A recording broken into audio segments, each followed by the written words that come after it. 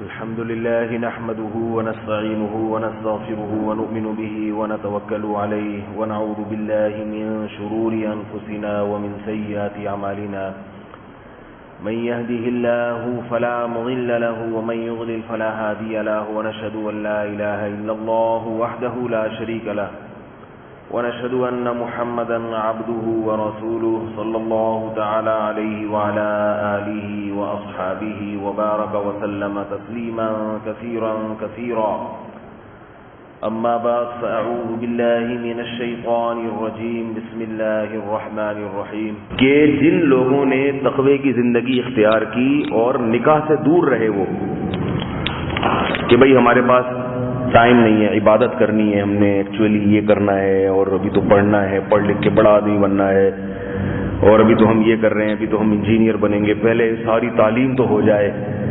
فرماتے ہیں کہ ایسے لوگوں کا تقوی جب ٹوٹتا ہے تو ان کی پھر بریکیں خراب نہیں، یعنی ان کی بریکیں پھر لوز نہیں ہوتی، ٹوٹ جاتی ہیں۔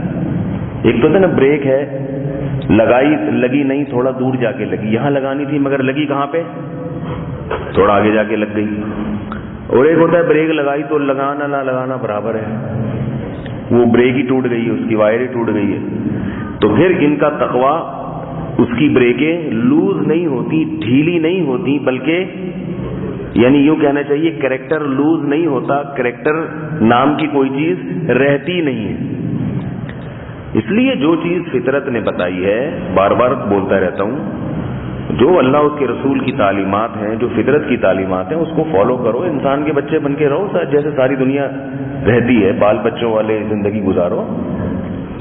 تو میں نے ان سے کہا کہ بھائی اب نکاح کریں۔ مجھے پتا تھا کہ ڈر تھا کہ کہیں ایسا نہ ہو یہ دوبارہ ریورس ہو جائیں اسی ماحول میں، پھر کسی پرانی والی کا فون آئے گا، وہ ہیلو ہائے کرے گی، ان کو پھر مولانا طارق جمیل صاحب کے بیانات یاد آئیں گے، جہنم کی آگ یاد آئے گی، ادھر ہیلو ہائے بھی یاد آئے گا، توبہ طائب کریں گے، پھر دوبارہ سے۔ آج کل تو الٹا معاملہ چل رہا ہے۔ آج کل اگر کوئی آدمی شوبز میں جاتا ہے، اگر وہ واپس آتا بھی ہے، آپ کسی سے دوستی کے بعد چھوڑ بھی دیں تو دوسرا نہیں چھوڑتا۔ کوئی کمبل والی مثال ہے، میں تو کمبل کو چھوڑوں مگر کمبل نہیں چھوڑ رہا مجھے۔ سنا ہے نا کمبل والا، کئی دفعہ سنا چکا ہوں، ریچھ تھا وہ کمبل کے بجائے، تو انہوں نے کمبل سمجھ کے پکڑ لیا، ریچھ نے اس کو پکڑ لیا۔ تو لوگ کہہ رہے ہیں بھائی تو کمبل چھوڑ دے، تو یہ کیا کہہ رہا ہے، میں تو کمبل چھوڑوں مگر کمبل نہیں چھوڑ رہا مجھے۔ پہلے کیس الگ تھا، اب کیس کی نوعیت ہی بدل گئی ہے۔ تو میں نے ان سے کہا، انہوں نے نکاح کیا، پھر میں دعوتوں میں جاتا نہیں، آپ لوگوں کو پتہ ہے، تو انہوں نے پھر اپنے نکاح پہ مجھے بلوایا اور بیان بھی رکھوایا اس میں۔ تو پھر جب گیا لاہور تو پھر وہاں میسج ٹی وی والوں کی کال آئی، انہوں نے بھی 4-5 بیان کر، بہت سارے بیانات ہو گئے لاہور میں۔ لوگ کہہ رہے کہ آپ کا کوئی بیان ہی اپلوڈ نہیں ہوا، تو اس لیے اپلوڈ نہیں ہوا کہ یہ چینل تھوڑا سا مختلف تھا، تو یہ بیانات میسج ٹی وی والے اپلوڈ کریں گے۔ ابھی ایک چھوٹا سا انٹرویو انہوں نے اپلوڈ کیا ہے، وہ کہہ رہے تھے آہستہ آہستہ کر کے، وہ لوگ تو ذرا سیاست سے چلتے ہیں نا، بھی اپنے چینل کو بھی چلانا ہے انہوں نے، ایک دم سے نہیں بلکہ پہلے ایک بیان آئے گا پھر دوسرا آئے گا، پھر اس طرح سے کریں۔ تو وہ جو وہاں بیانات ہوئے ہیں جب وہ اپلوڈ ہو جائیں تو آپ لوگ سن لیجئے گا، انشاءاللہ بہت فائدہ ہوگا۔ سمجھ رہے ہو کہ نہیں سمجھ رہے؟ اس میں لکھ دینا MESSAGETV.com نیٹ پہ، تو ان کی ایک ویب سائٹ ہے۔ تو میں حیران اس لیے ہوا کہ جب میں وہاں بیان میرا ایک مسجد میں ہوا تو وہاں جو میسج ٹی وی والوں نے جو بیان ریکارڈ کیا اس میں انہوں نے بتایا کہ لائیو بیان 9,500 لوگوں سے زیادہ نے سنا ہے، 9,500 سے زیادہ لوگوں نے لائیو بیان سنا ہے۔ ان کا چینل کا حجم بہت بڑا ہے۔ تو یہ سلسلہ تھا، تو میں وہاں گیا تو ان کے بھی رشتے دار بھی تھے، ممکن ہے یہ بیان بھی وہ لوگ سن رہے ہوں یا سن لیں اپلوڈ ہونے کے بعد، اس لیے میں چھوڑ نہیں رہا بالکل بھی، ٹھیک ہے۔ جس چیز کا پتہ ہوتا ہے کہ جس کی حالت بیان کی جا رہی ہے وہ سنے گا تو آدمی چھوڑو ایسے موقع پہ نہیں ہوتا، اس کو پتہ ہے صحیح صحیح بات کرنی ہے، کیونکہ جو چیز ریکارڈ نہیں ہو رہی ہوتی میں نہیں چھوڑتا، لیکن اس میں انسان سوچتا ہے کہ وہ تھوڑا سا اپنی طرف سے مسالہ بھی لگا لے۔ اگر یہی ہمارا جذبہ کرامن کاتبین کے بارے میں بن جائے کہ کرامن کاتبین جو فرشتے ہمارے کندھوں پہ بیٹھے ہوئے ہیں وہ بھی ایک ایک چیز ریکارڈ کر رہے ہیں، تو پھر ہم چھوڑنا ختم کر دیں، بات طریقے کی کریں کہ کل یہ ریکارڈنگ ہمیں سنائی جائے گی کہ تھے کیا اور بول کیا رہے تھے لوگ۔ اللہ تعالیٰ حفاظت میں رکھے۔ تو یہ میں واقعہ اس لیے سنا رہا ہوں تاکہ ہماری جو نئی جنریشن ہے، جو نئے نوجوان ہیں، ان کو شوق ہے اس طرح کی تفریحات کا، تو ان کو بھی تھوڑی سی عبرت حاصل ہو جائے کہ دنیا واپس لوٹ رہی ہے اور آپ اس طرف کو جا رہے ہیں۔ یہ جو زندگی ہے نا عیش و عشرت کی، اس میں دیکھنے میں جو سکون نظر آتا ہے حقیقت میں وہ سکون نہیں ہے، بہت مشکل ہے۔ آپ کو گاتا ہوا گلوکار جو ناچ رہا ہے اور ڈانس کر رہا ہے، ہوا کر رہا ہے، کتنا اچھا لگ رہا ہے کہ یار کیا مزے کی زندگی میں، حقیقت میں وہ ایسی مزے کی زندگی میں نہیں ہے۔ یہ ایسے ہی ہے جیسے خوشی منانا۔ ہم لوگ خوشیاں مناتے ہیں نا، خوشی منانے سے خوشی نہیں ہوتی، خوشی منانا الگ چیز ہے، خوش ہونا بولو نا بھائی الگ چیز ہے۔ خوشی منانا اپنے اختیار میں ہے، خوش ہونا اپنے اختیار میں نہیں ہے۔ مثال کے طور پر یہاں کوئی بندہ غمزدہ بیٹھا ہوا ہے، میں اسے کہتا ہوں خوش ہو، آرڈر دیتا ہوں، میں اسے پہلے یہ کہتا ہوں جاؤ پانی لے کے آؤ، تو جانا اس کے اختیار میں ہے؟ کیا خیال ہے؟ وہ جائے گا، 2 ٹانگوں پہ چل کے پانی لے کے آ جائے گا۔ میں اسے کہتا ہوں جاؤ سر منڈوا کے آؤ، ایک بات ہے منہ منڈوائے گا نہیں لیکن اختیار میں ہے نا، چاہے گا تو سر پہ اس طرح پھروا دے گا، چاہے گا تو نہیں پھیرے گا۔ میں اسے کہتا ہوں بیٹھے ہوئے ہو لیٹ جاؤ، اسے اختیار ہے کہ چاہے تو بیٹھا رہے چاہے تو لیٹ جائے۔ لیکن میں اسے کہتا ہوں، اگر میں اسے کہتا ہوں مسکراؤ، یہ بھی اس کے اختیار میں ہے، چاہے گا تو چپ رہے گا، چاہے گا تو تھوڑا سا مسکرا لے گا۔ لیکن اگر میں اسے کہتا ہوں کہ خوش ہو، تو وہ کہے گا میں کیسے ہو جاؤں بھائی، یہ اختیار میں نہیں ہے۔ اگر یہ اختیار میں ہوتا تو کوئی کبھی خودکشی نہ کرتا، وہ کہتا میں غموں کی وجہ سے پریشان ہوں تو میں خوش ہو جاتا ہوں، کتنا آسان علاج تھا نا، خوش ہو جاتا ہوں، خوش ہو جائے گا وہ؟ نہیں ہوگا۔ دل اللہ نے اپنے قبضے میں رکھا ہوا ہے، حدیث میں آتا ہے کہ یہ دل اللہ کی 2 انگلیوں کے درمیان میں ہے، جیسے چاہے اس کو اللہ تعالیٰ پھیر دیتے ہیں۔ بیٹھے بیٹھے انسان کوئی انٹرٹینمنٹ کا، کوئی تفریح کا سامان اس کے پاس نہیں ہوتا، پھر بھی خوش ہوتا ہے، اور بعض دفعہ ہزاروں جھمیلوں میں ہوتا ہے، وہ بہت ساری چیزیں اسے خوش کرنے والی ہوتی ہیں مگر وہ پھر بھی خوش نہیں ہوتا۔ آپ لوگوں نے سنا ہوگا فلاں اداکار نے خودکشی کر لی، فلاں ایکٹریس نے خودکشی کر لی، فلاں گلوکار نے خودکشی کر لی۔ ہم جب چھوٹے بچے تھے تو ہمیں اس قسم کی اطلاع آتی تھی، ایک مزاحیہ پروگرام آیا کرتا تھا بچپن میں، الن اور ننا، پتہ نہیں آپ لوگوں نے، اس زمانے کی ٹرینیں بھی بند ہو گئی ہیں، بہت پرانی بات ہے، بہت ہی چھوٹے بچے تھے ہم، اتنے چھوٹے تھے کہ ہمیں وہ پروگرام بھی سمجھ میں نہیں آتا تھا، بس اتنا سمجھ میں آتا تھا ایک موٹا سا لڑکا ہے اور ایک دبلا سا، الن اور ننا۔ اس میں یہ دکھایا کرتے تھے کہ وہ کیسے جعلی چیزیں، مردہ مرغیاں جو ہے نا بیچ کے کھلا رہے ہیں، اس طرح کی بس 2-4 چیزیں تھیں۔ تو وہ مزاحیہ پروگرام تھا، میں اس وقت 3ری کلاس میں ہوں گا یا 2ری میں ہوں گا، بہت ہی چھوٹا تھا۔ تو ہمیں اطلاع ملی تھی اس زمانے میں کہ ننے نے خودکشی کر لی، ننے نے۔ تو میں چھوٹا بچہ تھا، میں اتنا حیران ہوتا تھا، کیونکہ ہم جب چھوٹے بچے ایسے، ہمارے گھر میں تو ٹی وی نہیں تھا، کہیں پڑوس میں جا کے دیکھا کرتے تھے، تو میں یہ سوچتا تھا جب ٹی وی دیکھتا تھا تو میری تمنا ہوتی تھی کاش اس کی جگہ میں ہوتا اور ساری دنیا مجھے دیکھ رہی ہوتی اور میں اس طرح کر رہا ہوتا۔ تو ہم جس کو آئیڈیل سمجھ رہے ہیں، جس کو سمجھ رہے ہیں کہ سب سے کامیاب ترین زندگی اس کی ہے، اس ننے نے کیا کر لی؟ خودکشی کر لی۔ وہ ننا تو بڑا گھننا نکلا، تو حیرانگی ہوتی تھی اس نے خودکشی کیوں کی؟ اس کے پاس شہرت ہے، دنیا اس کو جانتی ہے، تو پیسہ بھی ہوگا، کیونکہ ان ڈراموں کے ان کو پیسے بھی ملتے ہیں، اور جوان تھا، بڈھا نہیں تھا۔ تو میں بہت سوچتا رہا اس کو کیا غم ہو سکتا ہے جس سے یہ خودکشی کرے، ابھی تک سمجھ میں نہیں آیا۔ پھر جب بڑے ہوئے تو پھر فلاں جگہ سے اطلاع آئی، وہ فلاں اداکار تھا اس نے خودکشی کر لی، وہ فلاں گلوکار تھا اس نے خودکشی کر لی۔ پھر جب مدرسے میں گئے تو حضرت نے ایک واقعہ سنایا، ہمارے حضرت نے، وہ میں پہلے سنا چکا ہوں، اگر اجازت دیں تو دوبارہ سنا دوں، دلچسپ واقعہ ہے، اور اسی جو موضوع میں نے شروع کیا اس کے حوالے سے اور اس کی مناسب بھی ہے۔ ہمارے حضرت کے پاس ایک شخص آیا، نوجوان لڑکا تھا، بڑا خوبصورت. اس نے حضرت سے کہا کہ میں آپ کے ہاتھ پہ بیعت ہونا چاہتا ہوں. ہمارے حضرت کی عادت نہیں تھی کہ فوراً کسی کو بیعت کر لیں. بھائی دیکھتے تھے کہ یہ مخلص بھی ہے، یہ نہیں ہے، یہ ایسی ٹائم پاس کرنے تو نہیں آیا. تو حضرت نے فرمایا کہ نہیں، اس کا یہ پروسیس ہے، اتنے عرصے آپ بیانات میں آئیں، اتنی دفعہ خط لکھیں اس کے بعد.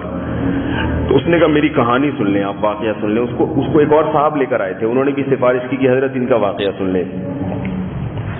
تو اس نے اپنا واقعہ سنایا کہ میں کالج کی زندگی میں کہیں جا رہا تھا تو ڈانسنگ کلب اور میوزک کلب نظر آیا کہ یہاں میوزک اور ڈانس سکھایا جاتا ہے. تو لڑکوں نے یہ بات کی کہ ڈانس سیکھنا اور میوزک سیکھنا یہ بڑا مشکل کام ہے. جوانی میں انسان کا خون گرم ہوتا ہے، ہر مشکل کام کو کرنے کا اس کا دل چاہتا ہے. کہتے ہیں میں نے کہا کہ میں سیکھ کے بتاؤں گا. مجھے اس کا نام یاد نہیں رہا، اگر مجھے نام یاد ہوتا نا تو شاید آپ لوگ بھی اس گلوکار کو جان لیتے. واللہ عالم کون تھا، نام میرے ذہن میں نہیں رہا. کہتے ہیں میں نے وہ ڈانس سیکھنا شروع کیا، گانا شروع کیا، آواز بہت اچھی تھی اس کی. تو میں بہت زیادہ مشہور ہو گیا. اور ظاہر ہے اس فیلڈ میں جب آپ جاتے ہیں تو عیش عیاشی کا جو سب سے بڑا آلہ ہے ہمارے زمانے میں وہ عورت کو سمجھا جاتا ہے. عورت، لڑکیاں دائیں بائیں گھومنے لگیں اور بڑی مزے کی زندگی ہو گئی.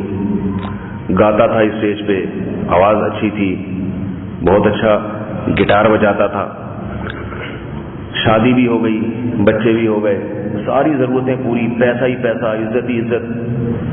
مگر خوش نہیں ہوں. مگر کیا پرابلم ہے؟ بولتے کیوں نہیں؟ خوش نہیں ہوں. وجہ غور کی کہ کیوں نہیں ہوں تو وجہ بھی سمجھ میں نہیں آتی. بعض لوگ بے روزگاری سے پریشان ہیں تو بھائی چلو روزگار دلا دو ان کو. بعضوں کی شادی نہیں ہو رہی تو چلو شادی کرا دو. شادی ہو گئی، بچے نہیں ہو رہے تو بچے بھی ہو گئے. بچے بھی چھوٹے ہیں کہ یہ نہیں کہ نافرمان اولاد ہے جو تنگ کر رہی ہے. اتنا پریشان اتنا پریشان اتنا پریشان کہ دماغ خراب رہنے لگا، نیندیں اڑ گئی راتوں کی. بالآخر ارادہ کیا کیا؟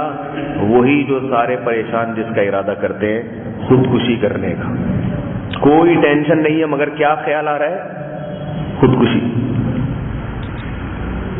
اب خودکشی کے طریقوں پہ غور کرنے لگا، آسانی کے ساتھ کیسے مرا جا سکتا ہے.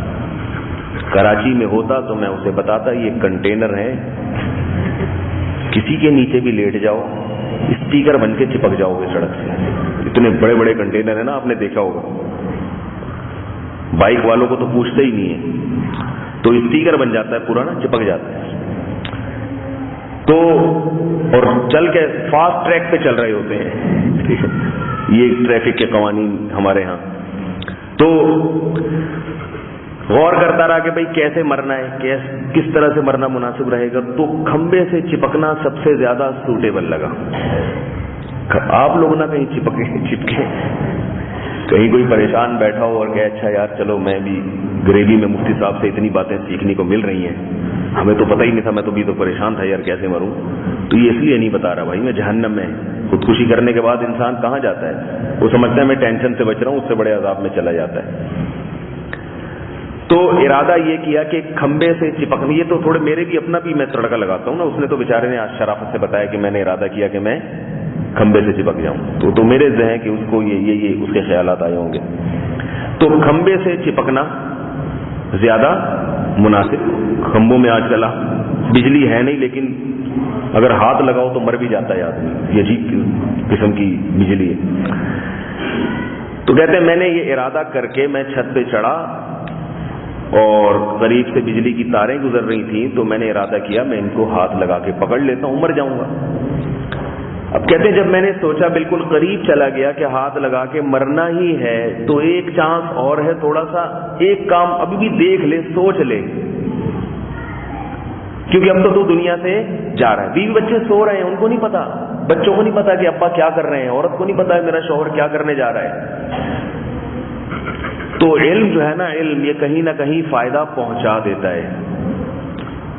کہہ رہے میں نے سوچا اب مرنا ہی ہے تو میں آخری وقت میں قرآن کی تلاوت کر کے مر جاؤں تو اچھا نہیں ہے. کام تو میں غلط کر رہا ہوں لیکن اچھا وقت تو اچھا ہو نا، تلاوت کر لوں پھر مر جاؤں گا.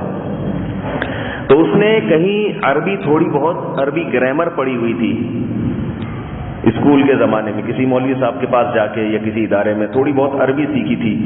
وہ 2-4 دن یا چند دن کلاسیں لے کے پھر چھوڑ دی، لیکن اس کی وجہ سے اس کو عربی زبان کا تھوڑا تھوڑا ترجمہ سمجھ میں آتا تھا. تو یہ خیر کا کام اس نے کیا تھا جو اس موقع پر اس کے کام آ گیا. کہتے ہیں میں گیا، میں نے قرآن مجید کھولا تلاوت کرنے کے لیے کہ اب آخری وقت میں تلاوت کر کے مروں گا. تو جیسے ہی میں نے قرآن کھولا میرے سامنے جو آیت تھی وہ تھی الا بذکر اللہ تطمئن القلوب. خبردار، اللہ کا مطلب خبردار، سنو، دلوں کو سکون اللہ کے ذکر سے، اللہ کی یاد سے ملتا ہے. اللہ کی یاد کا مطلب اللہ کو یاد رکھو گے موقع موقع پہ. صرف یہ مطلب نہیں کہ تسبیح ہاتھ میں لے کے وظیفہ پڑھنا، یعنی شریعت کے احکام پہ چلنے میں ہے، اللہ کو یاد رکھنے میں ہے. کہہ رہے مجھے ایسا لگا کہ اتفاق نہیں ہے، یہ اللہ نے مجھے، کہہ رہے بس میں رونے لگا بیٹھ کر، اور میں نے کہا کہ اللہ مجھے سمجھ میں آ گیا کیا چاہتا ہے. پھر خاندانی توبہ کی. پچھلے درس میں نے بیان کیا تھا نا توبہ کی 2 قسمیں، خاندانی اور غیر خاندانی. سنا ہے آپ لوگوں نے؟ ایک تو ہوتا ہے نا بالکل صحابہ کرام جو، تو ہماری توبہ ہوتی ہے کہ خواتین پردہ کرتی ہیں، تھوڑا سا کر لیا، پھر نقاب، پھر بھڑکیلا سا برقع لے لیا، پھر برقع تھوڑا سادہ ہوا، پھر 80 سال کی عمر میں مرنے سے 2 دن پہلے مکمل شرعی پردہ کر لیا. ٹھیک ہے. اور سود خور نے توبہ کر لی کیسے کہ پہلے اچھی جاب ملے گی تو میں چھوڑ دوں گا، یہ توبہ کا پہلا اسٹیپ ہے. ابھی تو مل نہیں رہی تو لہذا 3-4 لاکھ روپے تنخواہ اسی سے بینک سے ہی لیتے رہو. اور بالآخر جب آخر عمر میں دانت بالکل گر گئے، کھانے کے لیے کچھ بچا ہی نہیں دانتوں میں، تو سود کھانے سے سب سے پہلے توبہ کی. حالانکہ اب تو حلال کھانے کے لیے بھی دانتوں میں طاقت نہیں رہی. یہ بھی توبہ خبر، توبہ تو توبہ ہے، یہی کر لے تو بھی غنیمت ہے. تو اس نے توبہ کر لی خاندانی، اور کہتا ہے کہ میں آیا، میں نے کہا کہ بس اللہ نے مجھے بتا دیا کہ جس زندگی کو تم گزار رہے ہو اس زندگی میں سکون نہیں ہے. یہ سکون کے نقشے تو ہیں، نقشے ہیں، حقیقت میں سکون نہیں ہے. لگتا ہے سکون، نظر آتا ہے نہیں. بس میں اب شریعت کے مطابق زندگی گزاروں گا. جب ایک آدمی پکی توبہ کرتا ہے تو وہ شریعت کے مطابق اپنے آپ کو ڈھالتا ہے، اور جو صرف دین کا لیبل لگا کے لوگوں میں مشہور ہونا چاہتے ہیں وہ شریعت کو اپنے مطابق ڈھالنے کی کوشش کرتے ہیں. وہ داڑھی نہیں رکھیں گے بلکہ تقریریں کریں گے کہ اسلام میں داڑھی ہے، داڑھی میں اسلام نہیں ہے، کوئی اتنی ضروری نہیں ہے، کیونکہ ان کا اپنا داڑھی رکھنے کو دل ہی نہیں چاہ رہا. سمجھ رہے ہیں نا؟ اپنا ہی دل نہیں چاہ رہا تو وہ داڑھی کے حکم کو کیا کر دیں گے؟ بدل دیں گے. بھئی داڑھی تو داڑھی ہے، وہ تو شریعت کا حکم ہے، وہ تو رکھنی ہے، لیکن نہیں اسلام میں نہیں ہے. اسلام کو چینج کرنے کی کوشش کرتے ہیں. اتنی سختی نہیں ہے، ٹرین میں جدھر منہ ہو ادھر ہی منہ کر کے نماز پڑھ لو، اتنی سختی نہیں ہے. اپنے جان نکل رہی ہے نماز پڑھتے ہوئے، کھڑے ہو کے قبلہ تلاش کرنے میں ٹینشن ہو رہی ہے تو مسئلہ ہی بدل دیا کہ بھئی ٹرین میں جدھر ٹرین کا منہ ہے ادھر آپ کا منہ ہو. تو بھئی ٹرین میں تھوڑی نماز پڑھنی ہے، نماز تو آپ نے پڑھنی ہے. تو ٹرین کا جدھر کا منہ ہے وہ تو ٹرین کی نماز ہے وہاں پہ.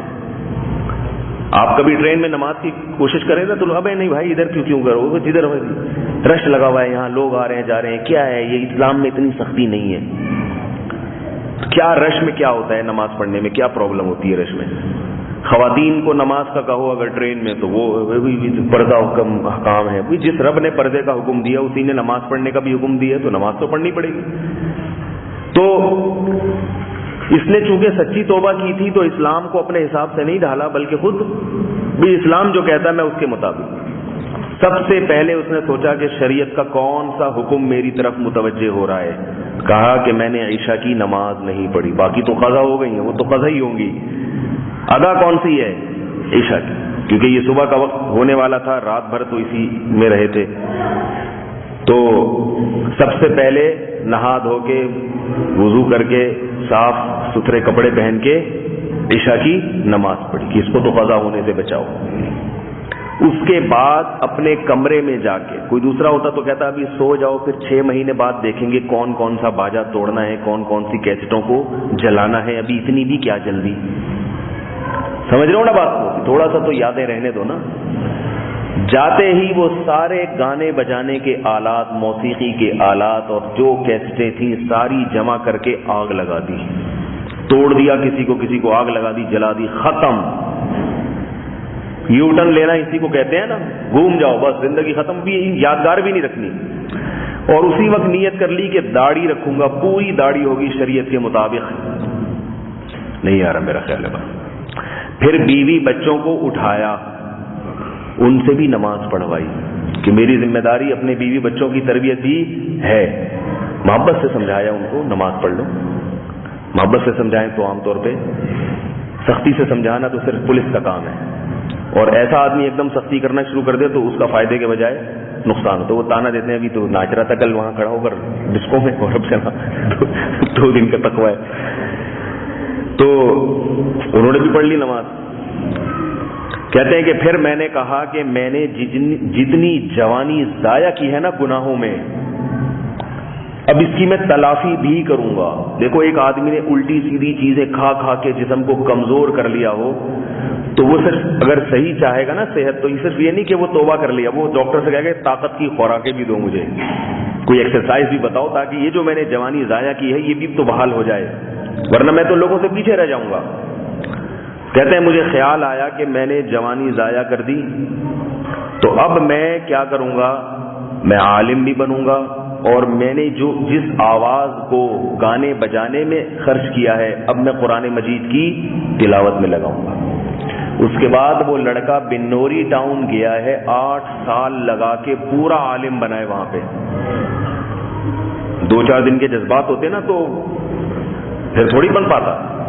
ہمارے ہاں جامعۃ الرشید میں کراچی کے طلبہ جب آتے ہیں ایڈمیشن لینے کے لیے تو میں ان کو بتاتا ہوں کہ آپ 4 دن سے زیادہ نہیں چلو گے. کہتے کیوں نہیں چلیں گے؟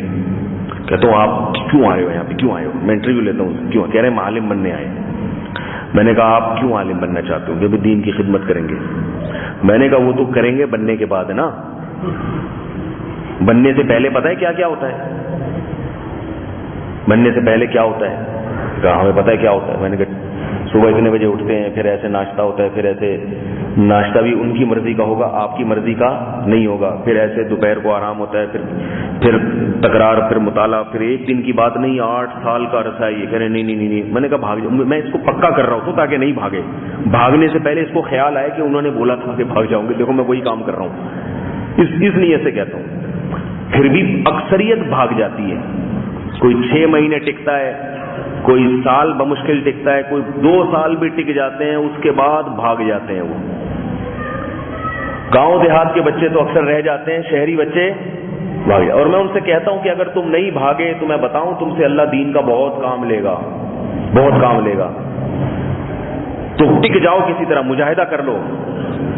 لیکن بھاگ جاتے ہیں، اور کچھ آخری سال میں جا کے آزمائش میں ناکام ہو جاتے ہیں.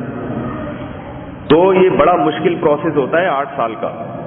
اس سے گزر جانا، اس بھٹی سے گزر جانا بڑا مشکل کام ہوتا ہے، کیونکہ اس میں بھگانے والی بہت ساری چیزیں. گھر جاتے ہیں تو ملا کے تانے شروع ہو جاتے ہیں. ایک بھائی جناب وہ سٹی اسکول میں پڑھ رہا ہے، وہ ڈاکٹر بن رہا ہے، اس کی سب عزت کر رہے ہیں، ابھی سے اس سے دوائوں کا پوچھ رہے ہیں، ڈاکٹر ابھی سے کہہ رہے ہیں، اس کو سب مولوی کہہ رہے ہیں. تو یہ عجیب سا میں فیلنگ سی عجیب ہو جاتی ہے. ٹھیک ہے نا. اس سے جو بھی آ رہا ہے دم کروانے کے لیے آ رہا ہے، جو بھی آ رہا ہے مردوں کو نہلانے کے لیے اس سے رابطہ کیا جا رہا ہے. یہ اس کی معاشرے میں ایکٹیویٹیز ہے کہ ہمارے ابا کا انتقال ہو گیا ہے یا ہونے والا ہے، آپ مولوی صاحب ابھی سے تیار. ابھی کہہ رہے ہیں میرا بھائی انجینئر ہے، اس کے تو رشتے بھی ابھی سے آنا شروع ہو گئے.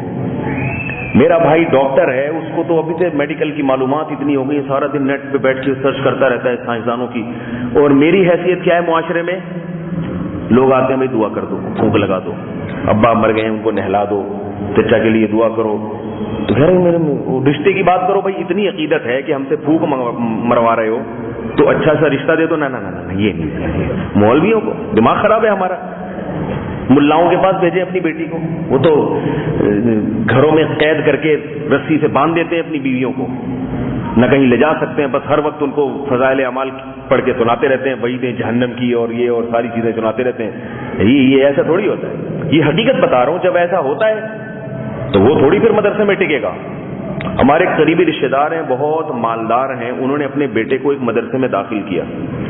مدرسہ بھی بہت اچھا ہے، وہ دوسرے مدارس سے بہت اچھی حالت ہے اس میں، بڑے فضائل سنائے، بچہ بھی اپنے شوق سے کہ ہاں میں ابو میں عالم بنوں گا، میں مفتی بنوں گا، یہ ہوگا فلانا ہوگا، نہیں ٹکا، تھوڑے دن بعد بھاگ آیا۔ تو میں نے ان کے ابا سے پوچھا کیوں نہیں ٹکا؟ کہتے ہیں یہ میرا جب دوسرا بیٹا آتا ہے نا اسکول سے، انگلش سیکھ رہا ہے، یہ گھر میں ٹی ٹی پی پی انگلش بول رہا ہوتا ہے یہ، اور جو ہے اسکول جاتا ہے تو ویلکم کیا جاتا ہے، اس کو بٹھایا جاتا ہے، کوئی ڈانٹ بھی نہیں سکتا، مدرسے میں جاتا ہے تو برتن دھونے اس کے ذمے لگا دیتے ہیں۔ کہتے ہیں میں نے محتمم سے پوچھا برتن کیوں دھلوا رہے؟ انہوں نے کہا بھائی تربیت کے لیے، اور بات بھی صحیح ہے، تربیت کے لیے تو کرنا پڑتا ہے نا۔ تکبر اگر میں نے یہ باتیں بتانے کی نہیں ہوتی لیکن ہو گئی، تو میں نے الحمدللہ، اللہ معاف فرمائے، ویسے ہمارے اندر کوئی خوبی نہیں ہے لیکن کچھ ٹوٹی پھوٹی کام اللہ نے ہم سے ٹوٹے پھوٹے ہم جیسے نالائقوں سے لیے۔ میں نے کئی سال اپنے مدرسے کا بیت الخلا صاف کیا ہے، حالانکہ گھر میں بیت الخلا ہم خود صاف کریں اس کا تصور نہیں تھا۔ 8-10 طلبہ ہوا کرتے تھے، ہمارے حضرت مفتی رشید احمد صاحب رحمہ اللہ کا دور تھا، تو وہ طلبہ ہی بیت الخلا صاف کرتے تھے، اور وہ کس نمبر لگتے تھے تو اس میں ہمارا نمبر بھی لگا، اور ہمیں بتایا جاتا تھا کہ بھائی یہ کچھ کرو گے تو اللہ تعالیٰ کچھ کام لے گا، کیونکہ یہ علماء کے لیے آپ یہ خدمت کر رہے ہو، اپنے استاذوں کی خدمت کر رہے ہو، ان کے واش روم ہے جن کو شاگرد صاف کر رہے ہیں، تو ہم فخر سمجھ کے کرتے تھے، فخر سمجھ کے کرتے تھے۔ اور جب ایک دفعہ تو صاف کیا، گھن آ رہی تھی کر کے ادھر بو کر کے، تو انہوں نے پھر ہمارے جو استاد تھے انہوں نے کہا کہ بھائی ہاتھ پہ شاپر چڑھا کے نا اچھی طرح سے فلش کو صاف کرو۔ میں نے کہا یہ کچھ زیادہ ہو گئی استاد، ناک منہ نہیں چڑھایا الحمدللہ۔ ہم نے کہا جی ٹھیک ہے، جیسے ہی وہ گئے تو ہم نے برش لے کے اور ذرا زیادہ رگڑ دیا۔ ہم نے کہا یار اب اتنی نہیں ہو رہی، الٹی آ رہی تھی، اس کی کیسے کریں بھائی، لیکن الحمدللہ ان کے سامنے ناک منہ نہیں چڑھایا کہ ہم سے یہ کام کیوں لیا جا رہا ہے، ہم سے یہ کام، کیونکہ ہمیں پتا تھا کہ ان کا مقصد ہمیں ذلیل کرنا نہیں ہے، ہماری تربیت کرنا ہے، ذلیل کرنے کے لیے ہم سے یہ کام نہیں لیا جا رہا۔ لیکن اب اتنی کھوپڑی تو ہر ایک میں نہیں ہوتی نا، وہ بچہ ہے بیچارہ، مدرسے کے محتمم کو بھی چاہیے تھا کہ بھی بچے کو بڑا تو ہونے دو تھوڑا سا، اس کے بعد جا کے تھوڑا سا اس کو یہ سمجھائیں، ابھی بچے کی سمجھ میں تھوڑی آتی ہیں چیزیں۔ تو وہ بچہ جناب ادھر جا کے کیا کر رہا ہے برتن دھو رہا ہے، اور یہ جو ہے یہ جب آ رہے ہیں پینٹ شرٹ میں، ٹائی میں، یونیفارم سے، اور یہ پجامے میں آ رہا ہے، کرتے میں آ رہا ہے، ٹینڈ ہوئی بھی ہے اس کی۔ مدرسے والے کو بھی اللہ ہدایت دے گا، ٹینڈ تو نہ کراؤ کم از کم، اتنا مجاہدہ بھی ٹھیک نہیں ہے۔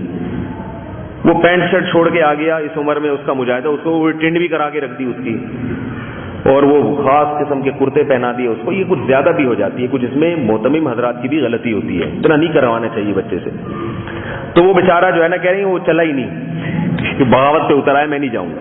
میرے 2 بڑے بھائی میرے والد صاحب نے ان کو عالم بنانے کے لیے مدرسے میں ڈالا تھا، وہ نہیں چلے تھے، بھاگ کے آ گئے تھے، تو اس لیے والد صاحب نے میرے بارے میں فیصلہ کیا تھا اس کو مدرسے میں نہیں ڈالنا، کیونکہ 2 کا تجربہ ہو چکا تھا۔ ایک بڑے بھائی جو میرے بڑے بھائی تھے ان کو دارالعلوم کورنگی میں داخل کیا، حالانکہ وہاں مار پیٹ کا رواج نہیں ہے، لیکن وہ جو قاری صاحب میرے بڑے بھائی کی قسمت میں آئے نا جو قرآن پڑھانے کے لیے، میرے بڑے بھائی کہتے ہیں میں بھی جاتا تھا، ابھی سبق شروع نہیں ہوا ہے، مرغا پہلے بنا دیا کرتے تھے احتیاطاً کہ بھائی تمہیں چونکہ یاد تو ہوگا نہیں تو ابھی صحیح بن جاؤ، تو نہیں چلے، بھاگ گئے۔ دوسرے بھائی کا نمبر آیا، ان کو والد صاحب نے قرآن بھی حفظ کروایا، ان کو مدرسے میں داخل کیا۔ تو جس دن مدرسے میں گئے تو وہ میرے جو بڑے سے جو چھوٹے بھائی ہیں وہ تھوڑا فیشنیبل قسم کے بھی تھے، ان کو شہزادہ سلیم کہا جاتا تھا اس زمانے میں، اور کرتے اور اچھے سے، ان کی چال بھی بڑی خوبصورت سی چال تھی اور بڑے نفیس طبیعت کے تھے، حفظ تو کر لیا انہوں نے۔ اس کے بعد جب ان کو بھیج دیا کہاں، ابا نے مدرسے میں داخل کیا، تو مدرسے کے انتظامیہ نے ان کو کہا کہ کل جب آپ آئیں گے تو کالر کٹے ہوئے ہوں گے، بغیر کالر کا کرتا ہوگا اور سر چمکتا ہوا نظر آنا چاہیے۔ ان کے بال بڑے خوبصورت تھے، تو ٹینڈ کرا کے آئے آپ۔ تو بھائی نے بولا میں جاتا ہی نہیں تو جب میرا نمبر آیا تو والد صاحب نے کہا کہ اس کو تو بھیجنا ہی نہیں ہے، لیکن بس اللہ کی قدرت تھی کہ چلے گئے ہم، تو اتنا نہیں کرنا چاہیے۔ تو وہ جو ہے نا، اس لیے طلبہ ٹکتے نہیں ہیں مدرسوں میں۔ تو میں اس سنگر کی بات کر رہا تھا کہ وہ بنوری ٹاؤن گیا اور 8 سال کس ماحول کو چھوڑ کر آیا اور 8 سال مدرسے میں ٹکا رہا ہے. اس نے قرات بھی سیکھی, پھر اس نے حضرت کو قرآن مجید کی تلاوت سنائی. حضرت نے کہا کہ آپ قرآن سنائیں, تو حضرت, میں خود تو براہ راست نہیں سنا میں نے, حضرت فرما رہے تھے کہ اتنا خوبصورت قرآن تھا, اتنا خوبصورت قرآن تھا کہ مزہ آ گیا اس کا قرآن سن کے. تو حضرت نے یہ کارگزاری سے عالم بن کے آئے ماشاءاللہ, بڑی داڑھی اس کی اور بڑا نورانی چہرہ اس کا. اس کے بعد پھر حضرت نے اس کو بیعت کر لیا, بیعت کیا, چند دنوں میں اس کا اچانک انتقال ہو گیا. تو ہمارے حضرت اس پہ یہ آیت پڑھا کرتے تھے, اللہ یجتبی الیہ من یشاء ویہدی الیہ من ینیب. جن لوگوں کو ہدایت ملتی ہے نا, ان کی 2 قسمیں, ایک تو وہ جو چاہتے ہیں دین کے راستے پر آنا تو اللہ ان کو لے آتے ہیں, اور ایک وہ ہوتے ہیں جن کو اللہ چاہتا ہے کہ یہ دین کے راستے پر آ جائیں اور یہ جنت میں چلے جائیں. ٹھیک ہے نا. تو اللہ تعالیٰ نے اس کو کیسی توبہ کی توفیق دی, اس کی موت کو ڈیلے کروا دیا کہ ابھی نہیں چھپکو, تھوڑا دن بعد ہم تمہیں خود ہی مار دیں گے, 8-9 سال کے بعد. ہم چاہ رہے ہیں کہ تمہیں باقاعدہ عالم بنا کے, قاری بنا کے اٹھائیں تاکہ تمہاری توبہ ایسی ہو کہ جو ماضی میں تم سے ہو چکا ہے نا اس کی تلافی بھی ہو جائے. اگر اسی وقت توبہ کر کے مر جاتا تو گناہ تو معاف ہو جاتے, لیکن برائیاں نیکیوں سے تو نہ بدلتی نا, وہ تلافی تو نہ ہوتی. جنت میں بہت سو سے بہت پیچھے ہوتا. اللہ نے ایسا کام کروا کے اس کو موت دے دی کہ اب آخرت میں درجات بھی بلند کر دیے اس کے. تو یہ توبہ ہوتی ہے بعض دفعہ. جیسے حضرت عمر رضی اللہ تعالیٰ عنہ کو جو توبہ کی توفیق ملی ہے نا, حضرت عمر نے نہیں چاہا تھا, بلکہ کس نے چاہا تھا؟ نبی نے چاہا, دعا مانگی, اللہ نے چاہ لیا ان کو. تو ایسا بھی ہوتا ہے, تو اللہ سے یہ دعا بھی مانگ لینی چاہیے کہ اللہ ہم چاہیں نہ چاہیں تو ہمیں خود بخود زبردستی گھسیٹ لے اس طرف. ایسے میں نے اور بھی اپنی زندگی میں واقعات دیکھے ہیں کہ ایک بندے کی زندگی گناہوں میں گزر رہی ہے, اس نے توبہ کی, نیک بنا اور 2 دن بعد مر گیا. وہ ایسا بہت ہوتا ہے, حالانکہ اس کا کوئی میڈیکلی کوئی ایسا اس میں کوئی پرابلم نہیں ہوتی کہ ابھی مر جائے گا. وہ ایک عیسائی تھا, میں نے آپ کو پہلے واقعہ سنایا, وہ مسلمان ہوا, جوان لڑکا تھا, بڑی قربانی دی اس نے, اور اسلام قبول کرتے ہی بیمار ہوا اور 1 ہفتے کے اندر اندر اس کی موت واقع ہو گئی. تو یہ اللہ کی طرف سے بعض دفعہ ہوتا ہے معاملہ. تو جیسے میرے بھائی گلوکار لوگ ہیں, موسیقی کے عادی لوگ ہیں, وہ آپ کو خوش نظر آتے ہیں, لیکن یہ ضروری نہیں ہے کہ وہ اندر سے بھی خوش ہوں. خوش صرف وہی ہو سکتا ہے جو اللہ اور اس کے رسول صلی اللہ علیہ وسلم کی تعلیمات کو فالو کر رہا ہے. اور اس طبقے کے خوش نہ ہونے کی وجہ ایک سائنٹیفک لاجک بھی ہے. یہ خوش کیوں نہیں ہوتے؟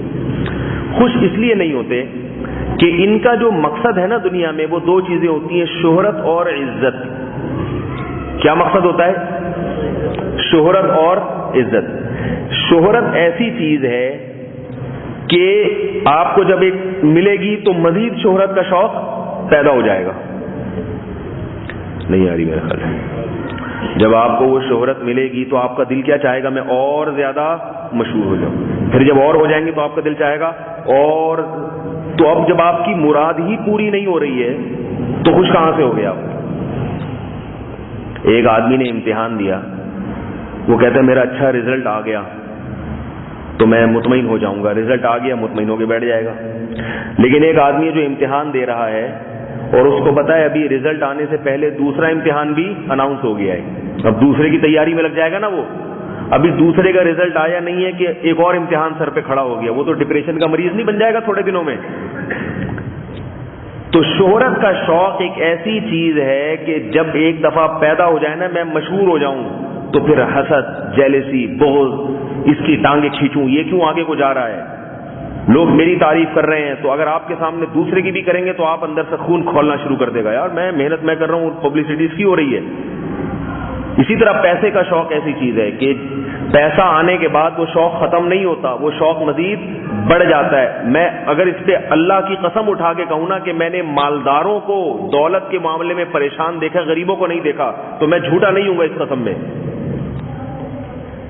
میں نے جتنے مالی پریشانی دولت مندوں میں دیکھی ہے کہ وہ پریشان ہیں, اتنے غریب لوگ پریشان نہیں ہوتے. یہ اپنی آنکھوں سے دیکھا ہے, میں نے سنا بھی ہے بڑوں سے اور دیکھا بھی ہے. تو دولت رکھنا بھی بری چیز نہیں ہے، اچھی بات ہے اگر مسلمان کے پاس دولت ہو. شہرت بھی بری چیز نہیں ہے، شہرت سے بہت سارے انسان اچھے کام بھی کر سکتا ہے. تبھی حدیث میں آتا ہے نا کہ اللہم اجعلنی فی عینی صغیرا وفی اعین الناس کبیرا، اے اللہ تو مجھے میری نظر میں چھوٹا بنا دے، لوگوں کی نظر میں بڑا بنا دے. یہ حدیث ہے. لوگوں کی نظر میں بڑا کیوں بنا دے؟ اس لیے کہ جب لوگوں میں عزت ہوگی تو کام کر سکے گا انسان، اس کی بات سنی جائے گی معاشرے میں. اور اپنی نظر میں چھوٹا اس لیے بنا دے کہ اگر اپنی نظر میں بڑا ہو گیا تو تکبر پیدا ہو جائے گا. جب اپنی نظر میں آپ چھوٹے ہو گے تو لوگ جب آپ کو عزت دیں گے تو آپ یہ سوچو گے کہ میں اس عزت کا حقدار نہیں ہوں. تو اللہ کے شکر کی توفیق ملے گی کہ اللہ میں تو چھوٹا ہوں لیکن لوگ مجھے بڑا سمجھ رہے ہیں. تو شکر کی توفیق بھی اور اپنے اعمال کی اصلاح کی طرف توجہ بھی جائے گی. اور اگر معاملہ ہو گیا الٹا، اپنے دل میں تو آپ اپنے آپ کو بڑا سمجھنے لگے مگر لوگ آپ کو کیا سمجھتے ہیں؟ چھوٹا. تو آپ پریشان ہوں گے، یار میں ہوں بڑا آدمی لیکن لوگ مجھے عزت ہی نہیں دے رہے. تو اس نے کیسی زبردست دعا سکھائی ہے، یاد کر لیں. اللہم اجعلنی فی عینی صغیرا وفی اعین الناس کبیرا، اے اللہ مجھے میری نظروں میں چھوٹا بنا دے، لوگوں کی نظروں میں بڑا بنا دے تاکہ کام ہو سکے. تو عزت بھی اللہ کی نعمت ہے، شہرت بھی نعمت ہے، لیکن شہرت کا شوق، شہرت کی ہوس یہ عذاب ہے، یہ نعمت نہیں ہے. ہمارے بزرگان دین جنہوں نے انتہائی قلیل آمدنی میں گزارا کیا ہے وہ اتنے خوش رہا کرتے تھے، اتنے خوش. حضرت مولانا قاسم نانوتوی رحمہ اللہ تعالی نے ایک دفعہ فرمایا، ان کو علم کی وجہ سے اللہ نے بڑی شہرت دی تھی، تو وہ فرمانے لگے کہ اگر میرے پاس علم کی 2-4 باتیں نہ ہوتی، اپنے اتنے بڑے علم کو تعبیر کس سے کر رہے ہیں؟ علم کی 2-3 باتیں اگر میرے پاس نہ ہوتی تو دنیا کو پتہ ہی نہ چلتا کہ قاسم نانوتوی نام کا کوئی آدمی پیدا بھی ہوا ہے. یعنی شہرت سے اتنا اجتناب کرتے تھے کہ میں مشہور نہ ہوں، تنہائی کی زندگی میں خوش، ان کو مزہ آتا تھا. لیکن فرماتے تھے کہ اللہ نے 2-4 علم کی باتیں دے دی، ان کی وجہ سے میری کیا ہو جاتی ہے؟ شہرت ہو جاتی ہے. کیونکہ عالم جب بات کرتا ہے علمی نقطوں کی تو ظاہر ہے لوگوں میں پھر لوگوں کو وہ باتیں کہیں اور سننے کو نہیں ملتی تو خود بخود شہرت ہوتی ہے. لیکن ان کو شہرت کا شوق نہیں ہوتا. حضرت شیخ الحدیث مولانا زکریا رحمہ اللہ کی آپ بیتی آپ پڑھیں، آپ حیران ہو جائیں گے. شہرت نہ ہونے کا باقاعدہ شوق تھا کہ مشہور نہیں ہوں میں. ایک تو ہوتا ہے نا شہرت کا شوق نہیں ہے، ایک ہوتا ہے مشہور نہ ہونے کا شوق. کوٹ کوٹ کے بھرا ہوا تھا، تبھی ان لوگوں نے بڑی پرسکون زندگی گزاری ہے. حالانکہ وسائل تھے ہی نہیں، وسائل ہی نہیں. غربت میں کھانا 2 وقت کا مل رہا ہے، کبھی مل رہا ہے کبھی نہیں مل رہا ہے. گھر جا کے آپ حضرت مولانا اشرف علی تھانوی رحمہ اللہ کا گھر دیکھ لیتے تو آپ حیران ہوتے، اتنے بڑے علامہ. اور میں اکثر واقعہ سناتا ہوں نا، ایک مہمان آیا انگریز آفیسر آپ کے گھر میں ملنے کے لیے. اس کا خیال تھا اتنے بڑے علامے ہیں تو ایسا خوبصورت بنگلہ ہوگا. مسلمانوں میں ان کی اتنی شہرت تھی کہ ان کی جب موت واقع ہوئی ہے تو کئی شہروں سے ٹرینیں چلی ہیں جنازے میں شرکت کے لیے، پوری ٹرینیں بک کی ہیں گورنمنٹ نے ان کے جنازے کے لیے. آج تو الیکٹرانک میڈیا کے ذریعے کسی شخصیت کو ایسے مشہور کر دیا جاتا ہے. جنید جمشید کا جنازہ یقیناً بہت بڑا تھا، لیکن ظاہر ہے اس خبر کو پوری دنیا میں پھیلایا گیا تو الیکٹرانک میڈیا کے ذریعے سب جگہ باتیں پہنچی، پھر لوگوں کے پاس پہنچنے کے ذرائع بھی بہت ہیں. لیکن حضرت حکیم الامہ مولانا اشرف علی تھانوی کی انتقال کی خبر بغیر کسی موبائل کے، بغیر کسی SMS کے ہندوستان میں جنگل کی آگ کی طرح پھیلی ہے. اتنے مشہور تھے وہ لوگوں میں. اور جنازے میں شرکت کے لیے خصوصی ٹرینیں چلائی گئی ہیں. جیسے ریون کے اجتماع میں کچھ خصوصی ٹرینیں چلتی ہیں نا، ایسے خصوصی ٹرینیں چلائی گئی ہیں. تو انگریز کا خیال تھا کہ بہت مالدار ہوں گے، اتنے ہزاروں کتابوں کے مصنف ہیں، ساری زندگی تصنیف کا کام کیا، تو میں چلتا ہوں ان سے ملاقات کرتا ہوں، مسلمانوں کے لیڈر ہیں. جب گیا تو ایک چٹائی پہ بیٹھے کام کر رہے ہیں اپنی تصنیف کا، اور انگریز کے پاس بیٹھنے کی جگہ ہی نہیں، کیونکہ وہ پینٹ کی وجہ سے اتنی ٹائٹ پینٹیں پہنتے تھے وہ زمین پہ بیٹھ ہی نہیں سکتے تھے. تو وہ حکیم الامہ، اچھا یہ ہمارے اکابر ان لوگوں سے متاثر بھی نہیں ہوتے تھے. بھائی جو ہے اللہ کا دیا بہت کچھ ہے. ہم ہوتے ہم کہتے کہیں سے صوفے ادھار لے آؤ، یار کیا کہے گا وہ گورا ہے، بھائی اتنا بڑا آفیسر آ رہا ہے ادھر سے صوفے ادھار پکڑو. یہ بھی جائز ہے، یعنی بعض لوگوں کو دینداری کا مسئلہ زیادہ لگ جاتا ہے. تو وہ گھر میں مہمان کے لیے کرسی نہیں ہے تو کہتے ہیں اچھا ہے کرسی نہیں ہے چٹائی پہ ہی بیٹھے گا. تو کوئی ایسی بات نہیں ہے اگر مہمان کے لیے کسی گھر سے کرسی ادھار لے لیں آپ. لیکن میں ان کی بات کر رہا ہوں. تو ہر بزرگ کی نقل اتارنے کی نہیں ہوتی. کوئی مہمان گھر میں آ رہا ہے، بستر نہیں ہے، رضائی کمبل نہیں ہے، تو ضرورت نہیں ہے کہ اپنی غربت اس کو دکھاؤ تاکہ وہ زکوٰۃ دے کے جائے. آپ کوئی بات نہیں اگر آپ اپنے دوست احباب سے یار تھوڑے 2-4 دن کے لیے کمبل لے آ ذرا، تاکہ وہ ہمیں یہ بھی نہ سمجھیں کہ بیچارے زکوٰۃ کے مستحق ہیں، اور تھوڑا سا خود بھی سکون سے زندگی گزار لیں. تو کیونکہ لوگ نا بزرگوں کے واقعات سن کے نا جو ہمارا جو نوجوان طبقہ ہے اس کو سمجھ میں نہیں آتا، بس وہ پورا پھر اسی کو فالو کرنا. ہمارے حضرت نے ایک دفعہ بیان کیا سادگی پہ، سادگی، پہلے میں حکیم الامہ والا قصہ سناؤں پھر یہ رہ جائے گا ورنہ یہ. تو حکیم الامہ نے کیا کیا کہ وہ آیا تو دیکھا کہ بیٹھنے کی جگہ نہیں ہے، تو اس نے کہا کہاں بیٹھوں، انگلش میں جو ٹوٹی پھوٹی اردو بھی آتی تھی، کہاں بیٹھوں. تو وہ سوچ رہے کہ یار یہ تو پینٹ اس نے اتنی ٹائٹ پہنی ہوئی ہے، کسی ہوئی ہے، یہ زمین پہ بیٹھنا اس کے لیے مشکل ہے. تو مٹکا رکھا ہوا تھا پانی کا، خالی تھا اتفاق سے. تو فرمایا اس کو الٹا کرو اور اس کے اوپر بیٹھ جاؤ. انگریزوں میں کچھ چیزیں اچھی بھی ہیں. ایک صاحب نے مجھے کہا کہ گوروں میں آپ اتنی برائی کرتے ہو، گوروں میں کچھ اچھی چیزیں بھی تو ہیں. میں نے کہا بہت اچھی چیزیں ہیں. سب سے پہلی بات تو یہ کہ وہ گورے ہیں اور ہم کیا ہیں، کالے ہیں. یہ بھی تو اچھی چیز ہے نا. تو ایسا نہیں کہ ساری برائیاں بھی. ان میں ایک اچھی چیز یہ ہے کہ ان کو جو بے تکلف آدمی ہے، کردار کا کھرا آدمی اچھا لگتا ہے. تو اس گورے کو یہ چیز اچھی لگی کہ انہوں نے تکلف نہیں کیا، بھائی جو ہے بھائی مٹکا الٹو الٹ کے بیٹھ جاؤ اس کے اوپر. تو آپ لوگ ایسا نہ کیجیے گا، کوئی مہمان آئے تو مٹکے پہ بٹھا دیں اس کو الٹا کر کے، کہیں سے ادھر ادھر سے کرسی لے لیا کریں ادھار. تو میں اسے بتا رہا تھا کہ بعض لوگ بیان سنتے ہیں نا تو بالکل ویسے ہو جاتے ہیں. تو ہمارے حضرت سادگی پہ بیان کیا کرتے تھے، نکاح سادگی سے ہونا چاہیے، سادگی. تو ایک لڑکے کو اتنا سادگی سے خیال آیا، وہ پاجامہ پہن کے دولہا بن کے، پاجامہ پہنا یا پتہ نہیں ایسی کوئی چیز، دولہا بن کے چلا گیا. بھی سادگی ہے اسلام میں. تو حضرت ابھی جن کے نکاح میں گیا ہوں نا، تو جس دن میں وہاں پہنچا ہوں لاہور میں، وہ مجھے لینے کے لیے آئے. تو انہوں نے سفید کرتا سفید شلوار پہنی ہوئی تھی، اور حضرت پیر ذوالفقار صاحب دامت برکاتہم والی مخصوص قسم کی پگڑی جو وہ پہنتے ہیں وہ پہنی ہوئی تھی. میں یہ سمجھا، ان کا نکاح بھی تھا اس وقت، میں یہ سمجھا کہ ابھی ان کی بارات ہے، یہ دولہا بنے ہوئے بارات میں جا رہے ہیں. جب میں نے ان کو دیکھا میں نے کہا استاد ان پہ تو کچھ زیادہ ہی مسالہ لگ گیا ہے یار، ان پہ کیا ہو گیا ہے، اتنا ہم نے لگایا نہیں تھا. یہ تو جون پور کے قاضی بن گئے ہیں. بھائی جب دولہا بن کے جا رہے ہو تو کوئی شیروانی پہنو، کچھ اگر امامہ بھی پہننا ہے تو وہ جو دولہاؤں والے امامے ملتے ہیں وہ لے لو، کوئی ذرا اچھی سی چپل پہن لو، کچھ تھوڑا سا. اتنی سادگی تو ہم نے بھی نہیں کہی کہ. تو مجھے ڈر لگا یار کہ جب اس کی جب بیوی جو دلہن ہے ابھی جب رخصتی میں اس کو گاڑی میں بیٹھ کے جب دیکھے گی، اس کا تو مائنڈ نہیں بنا ہوا نا، تو رشتہ تو پہلے سے طے ہوا ہوا تھا. تو اس کی تو چیخیں نکل جائیں گی کہ میں کدھر پھنس گئی. اس نے دیکھا تھا نیٹ پہ وہ ڈانسر گانے گاتے ہوئے، ٹھیک ہے، اس کو یہ پتا چل گیا کہ داڑھی بھی رکھ لی ہے، نمازی بن گیا، دیندار بن گیا، لیکن اس کے تو ذہن میں ہوگا نا کہ چلو پینٹ شرٹ میں نہیں آیا تو جو ہے کیا نام ہے شیروانی تو ہوگی، کچھ تو اچھا. تو میں واقعی یہ سمجھ رہا تھا کہ یہ کیا ہے، ابھی ان کی بارات ہے. وہ اصل میں بارات نہیں تھی، نکاح تھا، رخصتی بعد میں تھی، شام کے وقت تھی. تو میں ڈر گیا. میں نے کہا یہ کچھ، پھر مجھے جون پور والا قصہ یاد آیا. سنا ہے آپ لوگوں نے؟ سنا دو، 2-3 دفعہ سنا دیے، لیکن نئے لوگ بھی آتے ہیں. ایک جون پور ایک شہر تھا، اس کے قاضی صاحب جو تھے نا، قاضی جج، سوری جون پور میں قاری صاحب تھے، قاری صاحب. وہ اپنے بچے کو، جون پور میں نہیں واقعہ ہوا، واقعہ کہیں اور ہوا تھا. تو وہ کسی بچے کو مدرسے میں پڑھا رہے تھے اور اس کو کہہ رہے تھے تو گدھا تھا میں نے تجھے انسان بنایا، تو گدھا تھا میں نے تجھے انسان بنایا. اب ایک دیہاتی آدمی بیٹھا ہوا تھا، اس نے کہا یار اس مدرسے میں گدھے بھی انسان بن جاتے ہیں کیا؟ یہ تو ہم ویسے ہی کہتے ہیں نا بھی تو گدھا ہے، تو میں نے تجھے انسان بنایا، تیری تربیت کی ہے. اب گنوار بیٹھا ہوا تھا دیہاتی، اس کو پتہ ہی نہیں تھا اس بات کا مطلب کیا ہے. تو وہ حیران ہو، یار اس مدرسے میں یہ جو بچے تھے گدھے سے پھر ان کو انسان بنایا ہوئے. تو وہ قاری صاحب کے پاس آیا، کہنے لگا قاری صاحب آپ کیا واقعی گدھوں کو انسان بناتے ہیں؟ قاری صاحب کو تفریح کا موقع مل گیا. انہوں نے کہا یہ تمہارے سامنے بیٹھا ہوا نہیں ہے، یہ گدھا تھا، اس کو میں نے کیا بنا دیا ہے، انسان بنا. کہنے لگا میرے پاس بھی ایک گدھا ہے، اگر آپ کی بڑی نوازش ہوگی اگر آپ اس کو بھی انسان بنا دیں. اب قاری صاحب کو تفریح آنے لگی، کبھی بیوقوف بندہ مل گیا ہے. قاری صاحب نے کہا لے آؤ گدھا لے آؤ، میں انسان بنا دوں گا.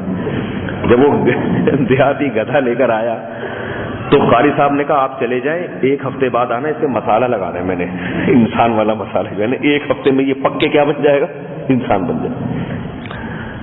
وہ چلا گیا، اس نے گدھا بیچ باچ کے پیسے کھا گیا یہ. اب جب قاری وہ دیہاتی آیا ہے 1 ہفتے کے بعد، اب اس کو ٹوپی تو کرانی ہے نا، میں کیسے جان چھڑاؤں. تو گنوار نے پوچھا کہ میرا گدھا انسان بن گیا؟ اس نے کہا یا انسان تو بن گیا ہے مگر اس پہ مسالہ غلطی سے زیادہ لگ گیا مجھ سے، وہ نارمل انسان نہیں بنا، وہ انسانوں کی ایک اونچی قسم بن گیا ہے۔ اور آج کل جونپور میں جو سپریم کورٹ کا جج ہے نا، وہ وہی ہے۔ جونپور کے جو قاضی صاحب ہیں، جو سپریم کورٹ کے جج ہیں، وہ کیا ہیں؟ اس نے کہا ان کو اس سے الجھا دو، خود ہی بھگتے گا۔ تو یہ بڑا خوش ہوا کہ یار یہ تو بہت ترقی کر لی میرے گدھے نے، تو مسالہ کیا کر دیا تھا اس نے؟ زیادہ لگا دیا۔ اب وہ گیا دیہاتی، جونپور کے جج صاحب بیٹھے ہوئے فیصلہ کر رہے ہیں، آرڈر آرڈر آرڈر، سماعتیں ہو رہی ہیں اور شہادتیں پیش کی جا رہی ہیں۔ یہ جا کے کیا کہتے ہیں، ہوش ہوش ہوش، ایسے ان کو بلا رہے ہیں۔ جب وہ نہیں آیا تو پھر گھاس لے کر گیا اور ایسے ایسے گھاس یوں کر کے دکھایا۔ جج کو غصہ ہے، بولے کیا کر رہے ہو؟ کہہ رہے غصہ کرنے کی ضرورت نہیں ہے، تو میرا گدھا نا، وہ تو مسالہ زیادہ لگ گیا غلطی سے۔ تو ہمارے حضرت فرمایا کرتے تھے بعض لوگوں کو جب سادگی پہ یا دینداری پہ بیان سنتے ہیں تو مسالہ کیا ہو جاتا ہے؟ زیادہ لگ جاتا ہے۔ تو اتنا مجھے وہی جونپور کا قصہ یاد آیا، میں نے کہا ان پہ تو مسالہ کیا لگ گیا؟ زیادہ لگ گیا۔ بھائی تھوڑا سا تو ڈریسنگ کرو، کچھ پتہ تو چلے دولہا کون ہے۔ تو وہی جو بالکل وائٹ جو مردے کا کفن ہوتا ہے وہی دولہا۔ میرا بھی شاید قصہ سنا ہوگا، میں جب بھی دولہا بنا ہوں سفید کپڑوں ہی پہن کے گیا ہوں میں، تو مولانا لوگوں کا حساب تھوڑا الگ ہوتا ہے، بعض چیزیں عوام کے لیے الگ ہوتی ہیں، عامی آدمی کے لیے الگ ہوتی ہیں۔ تو پھر اس نے بتایا کہ خیر حضرت ایسا نہیں ہے، وہ رخصتی شام کو ہے۔ تو پھر وہ باقاعدہ شیروانی پہن کے آیا، کہہ رہے ہیں اب صحیح ہے؟ میں نے کہا اب صحیح لگا، شکر ہے اللہ کا، مسالہ زیادہ نہیں لگا، ٹھیک ہے نا، صحیح والا لگا ہے جتنا لگنا چاہیے تھا۔ تو بات کہاں سے کہاں چلی جاتی ہے، جو قصہ مختصر بس میں سمیٹ کے بات کو ختم کرتا ہوں۔ تو دیکھو بھائی، بہت سے لوگ دین کی طرف آ رہے ہیں اس لیے کہ ان کو زندگی میں سکون نظر نہیں آتا، اور کیسے نظر آئے گا؟ اللہ نے قرآن میں صاف لفظوں میں کہہ دیا، سکون کس چیز میں ملتا ہے؟ اللہ کی یاد میں، عبادت میں، تلاوت میں، ذکر میں، نماز میں سکون ہے۔ اور یہ بھی یاد رکھو کہ بعض لوگ کیا کرتے ہیں کہ نماز پڑھ کے دیکھتے ہیں کہ سکون مل رہا ہے کہ نہیں مل رہا، یہ ٹیسٹنگ نہ کیا کرو، پڑھ لو، چاہے مزہ آئے چاہے نہ آئے، وہ جو ملے گا نا سکون، وہ بتا کے نہیں ملتا کہ اللہ کہتے ہیں یہ والی پڑھ لے تو میں تو یہ سکون دینا شروع کر دوں گا، بس آ جاؤ۔ تو بہت ساری آپ پھر دینداروں کے حالات کا تجزیہ کر کے دیکھو کہ یہ بڑی بڑی پریشانیوں کو ہضم کر لیتے ہیں، اور دنیا دار آدمی چھوٹی سی پریشانی بھی برداشت نہیں کر سکتا۔ یہ واضح علامت ہے سکون کی، یہ بڑی بڑی پریشانیوں کو پی جائیں گے، اللہ برداشت کروا دیتا ہے، اور دنیا دار آدمی کے لیے چھوٹی سی پریشانی بھی وبال جان بن جاتی ہے، وبال جان۔ میں نے علماء میں بڑے غریب علماء کو بھی سخی دیکھا ہے، بہت پیسہ خرچ کرتے ہیں، حالانکہ ان کو تو ڈر ہوتا ہے کہ فقیر نہ ہو جائیں، اور دنیا دار آدمی میں بعض، سب کی بات نہیں کر رہا، بعض بڑے بڑے دولت مند بھی پیسہ خرچ نہیں کرتے، ڈرتے ہیں کہ کہیں غریب نہ بن جائے۔ تو یہ خوف، ڈر، یہ سب چیزیں ہی تو بے سکون کرتی ہیں انسان کو۔ تو اس لیے سکون کا راستہ اللہ نے صرف اور صرف کس میں رکھا ہے؟ اللہ کی نافرمانی سے بچنے میں، گناہوں کی زندگی ترک کر دینے میں، اور شریعت کو فالو کرنے میں رکھا ہے۔ اللہ تعالی ہم سب کو یہ والا راستہ اختیار کرنے کی توفیق عطا فرمائے۔ سبحانک اللہم و بحمدک، نشہد ان لا الہ الا انت، نستغفرک و نتوب الیک۔